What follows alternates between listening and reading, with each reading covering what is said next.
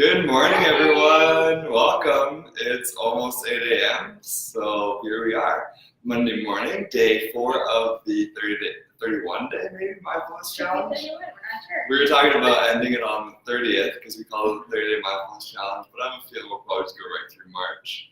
And thank you so much for joining us. Real treat to be able to share this time. Hi, Sarah. Great to have you with us. And the weekend gives us a little bit of break from the routine where we pre-recorded the episodes on the weekend. And we're probably going to continue doing that. We'll also take the weekend as an opportunity to go through some different practices. Yesterday we went through the 3-minute breathing space, looking at how we're feeling, just in the space, in this moment. You can do that here as you're getting yourself set up. Before we get started, ask yourself, how are you feeling? Maybe you're feeling tired from a Monday morning, maybe you struggled with sleep last night, or maybe you're feeling excited, alive, awake. And whatever that is that you're feeling, notice that. Notice how that impacts the way that your body feels and the way that your breath is moving in and out through your nose. And the second step of the breathing space is just to breathe, which we're going to be getting together this morning. And then the third step is checking back in. We've got a couple other breathing exercises that we look forward to leading you through and navigating with you. So why don't we get started? It's 8 a.m. We'll kick it off with a 10-minute practice. All right, so if you are seated, find a comfortable spot with your back against the chair and your feet flat on the floor. Maybe have your hands, palms open on your knees, or if you feel more comfy like that, whatever works best for you. Lying down is also an option. And why don't you just take a moment to close your eyes. Begin by taking several long, slow, deep breaths. Breathing in fully and exhaling fully. Breathe in through your nose and out through your nose or your mouth. Just allow your breath to find its own natural rhythm. Bring your full attention to noticing each in-breath as it enters your nostrils, travels down your lungs, and allows your belly to expand. And notice each out-breath as your belly contracts and air moves up through your lungs, back up through your nostrils or mouth. Invite your full attention to flow with your breath. Now notice how your inhale is different from your exhale.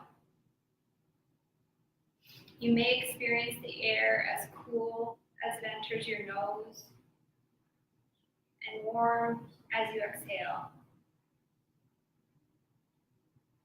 As you turn more deeply inward, try to let the noises around you, if you're distracted by sounds in the room, let's simply notice them and bring your attention back to your breath.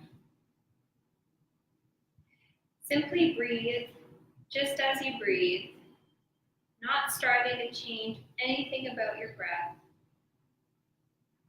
Try not to control your breath in any way.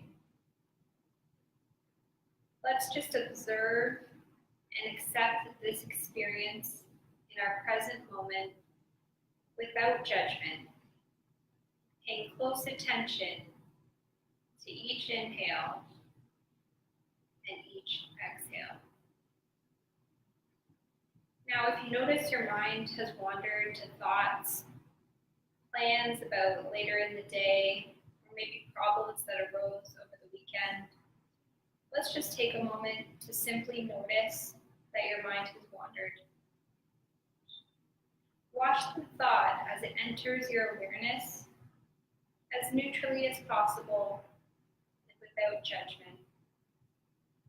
And let's practice letting go of those thoughts as it were a leaf floating on a stream. In your mind, you can place each thought that arises on the leaf. And watch as it floats out of sight down the stream.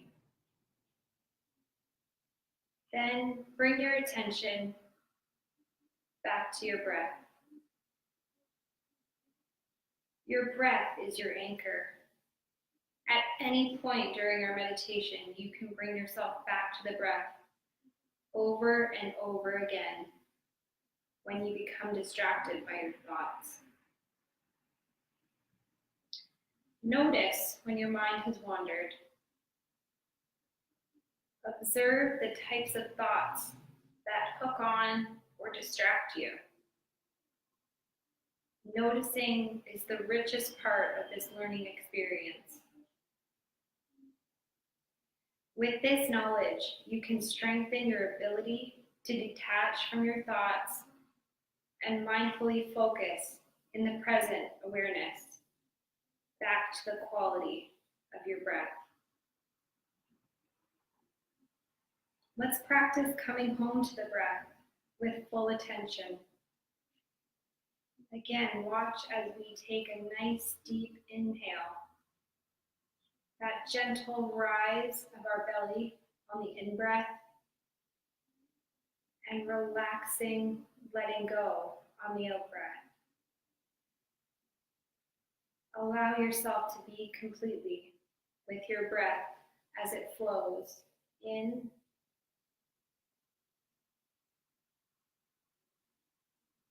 and out. You might become distracted by pain or discomfort in your body. Maybe you've noticed a twitching sensation that's allowed you to become distracted. Let's just notice that and come back to our breath. You may also notice feelings that arise, maybe happiness, sadness, could be frustration or content. Let's acknowledge whatever comes up, including thoughts or stories about your experience. Let's simply notice when the mind has wandered without judgment, pushing it away, clinging to it, or wishing that it could be different. Allow yourself to completely flow with your breath. Breathe in, nice deep breath, and out, a nice deep exhale. Follow the air all the way in and all the way out. Mindfully being present by each moment with your breath. If your mind wanders away, just notice it. It could be a thought, an emotion, a sensation that hooks our attention. We can just gently guide our awareness back to the breath, back to our breathing.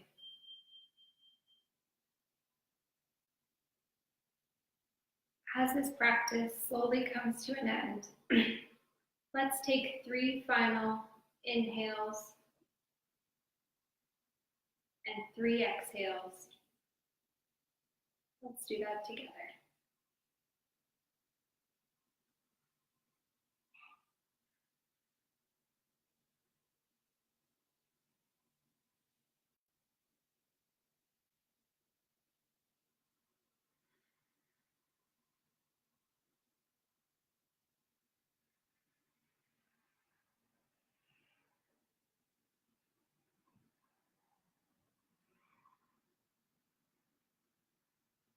Now slowly allow your attention to come back to the here and now by fluttering your eyes open into the room. Thanks, Stephanie. Thank you. Oh, we have a few more kids. What a great way to start the week. Agree. Great way to start the day. And it's interesting. What makes doing that so great? Like what makes breathing deep and paying attentive awareness to what's happening here in this moment? What makes that good? If we spent the last 10 minutes getting ready for work or doing what we typically do, why does that not feel the same way as what we're doing here in our practice? And one of the reasons is the relationship that we have to time. Time kind of doesn't exist unless we bring attentive awareness to it. And what's going on around us all the time is impacting the way that we feel, right? If your mind is focused on what's next, but you're doing the tasks that you need to be doing, whether it be preparing breakfast and you're thinking about your meetings, you're not actually with your breakfast, right? So you can actually think back to eating the food that you were eating, or going about the things that you were doing and realize that you weren't really there for those experiences. You didn't taste the food, you weren't engaged with what was there to be engaged with. Because your mind is part of what's happening in the physical realm. But if your mind isn't there, then you're not there. Or you're not in the experience. And I find it very relaxing to bring myself into the experience that I find myself in, whether it be a formal setting like this, or whether it be, just taking a moment to realize as I'm walking down the road that I'm walking down the road or the street, right? Or that I'm, engaged in this conversation rather than thinking about what we're doing after this. Right? It's much more relaxing, and I think we get that experience when we're in settings that we put ourselves in that are comfortable, or with people that we're comfortable with. Before this, you're talking about the fact that sometimes people feel uncomfortable with silence, and there's a lot that we miss out on when we're not. If you're not comfortable with silence, there's a good chance that you're mentally totally in a different space, right? If you're with that silence, then you get to see the body language of the person that you're spending time with. You get to actually bring up ideas and thoughts about what's going on in the situation. You get to observe the experience as it is, not as you think it should be, because the awkwardness comes from comparing the way things are and the way that you wish they were, and then being in disharmony between those two. But really, awkwardness is something that doesn't need to exist. If you're actually making peace with what's going on around you, even the act of sitting here in our mindfulness practice, it doesn't need to be awkward. It's just paying attention.